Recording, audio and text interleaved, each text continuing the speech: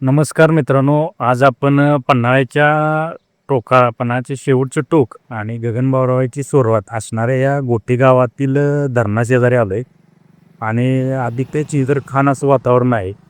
या पुलाविषयी आपण थोडक्यात आपले मित्र प्रदीप बळीप आणि अशोक पाटील संचालन आमचे सुपरवायझर वारणादूत संघ यांच्याकडून माहिती घेणार आहोत. पाटील साहेब, हे पूल नेमकं कधी बांधलं आणि कसं काय यायचे काय, म्हणजे हे कुठल्या नदीचं पूल आहे नेमकं? पिंपरी नदीवरील पूल आहे हा.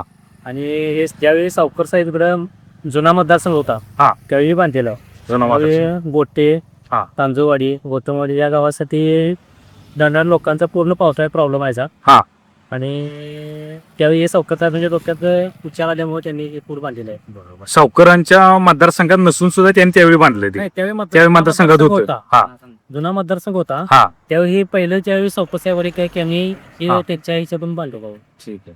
पहिला कसं कुठं पूल होतं? लहान पूल छोटं पूल होतं का? खाली होतं हा. मग कशी ये जा लोक कशी करायची ते नाव आहे. या इथं नाव ना असं येऊन जाऊन करत ये जा, म्हणजे पूल बारकच होतं, पाऊस लागला की थोडं बंदच व्हायचं.